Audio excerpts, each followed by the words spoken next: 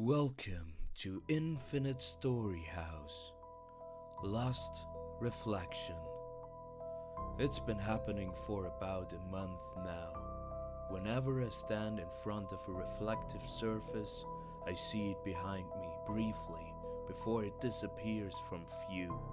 I have no idea what it is, but it always manages to evade me whenever I look for it. When I first noticed it, I didn't pay much attention, figuring that it was probably just a trick of the light. But then I began seeing it more frequently, and every time I turn around, it's gone. After several days and nights of glimpsing, turning, and wondering, I began to get more than a bit freaked out. Now I know it's no trick of the light of my imagination.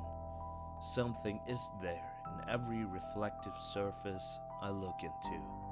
I once even feared going into the bathroom or looking out a window lest I see the bright eyes and slinking form peering at me again from its dark corner. Even when I close the bathroom door or move something in between myself and a window, I can still feel it there, watching me. No matter how much I try to avoid or ignore it, I always know it's there, seemingly waiting in the shadows for the perfect moment to strike. I don't dare tell anyone. I'm not going to risk making a fool of myself. For the first couple of weeks, I lived like this, with constant paranoia and almost irrational fear of my reflection. But eventually, I realized whatever it was, if it wants to harm me, it would have already done so. After a few days of relying this reassuring fact in my head, each time I stepped up to the bathroom mirror, I begin to treat the sightings as though it has a mundane as a pigeon. Now I'm at the point where I sometimes talk to it.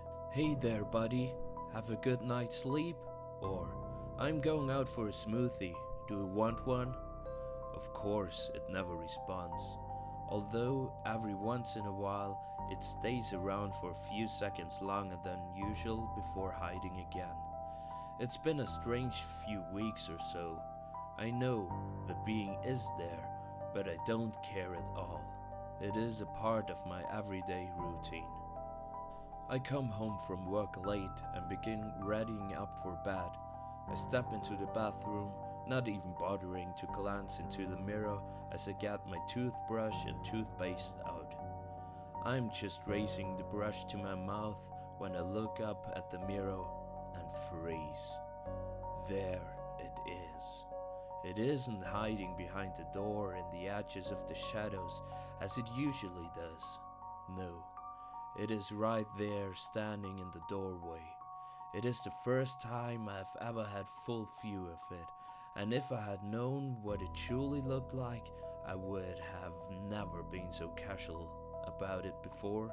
It is tall, gaunt, and humanoid in shape with a head like a snake's. Coarse brown fur covers its body, broken by scaly spines along its arms, legs, and neck.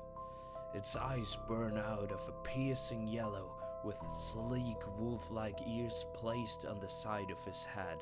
Worst of all this is its mouth, a skeletal fanged grin that stretches across its hideous face. Going on my first instinct, I whirl around, expecting its vicious jaws to be the last thing I see, but to my surprise, there is nothing to see. I even scramble to the door to look around, but my house is as normal and as quiet as usual.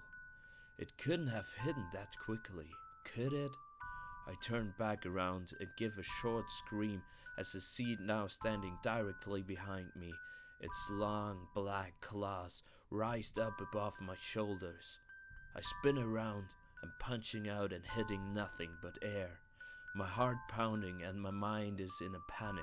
I look back at the mirror again, not knowing what to expect. Then it happens. As if in a dream, I stand transfixed as the monster latches its claws onto my reflection's neck, yanking it back. I reach up and feel my own neck, but there is nothing. No pain, no grip, as if I'm watching a horror movie in my mirror. My reflection kicks and fails about frantically, its face as mask of pure fear and agony as the claws dig deeper into its shoulders and the beast begins pulling it out of the bathroom door. In a sudden burst of uncanny protectiveness for my own reflections, I whirl around and slam the bathroom door shut, hoping that it will halt the creature. But when I turn back, the door in the mirror is still open, and my reflection is now desperately clinging to the doorframe as blood spills down its body.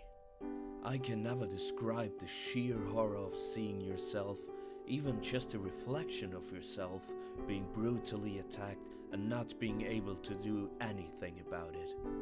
Then, for the first time since the attack had begun, my reflection looks up at me, right into my eyes with its terror-stricken gaze.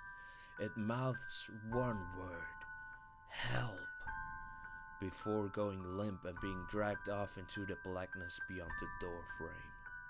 I stand there for what seems like hours, my whole body quaking and tears flowing freely down my face.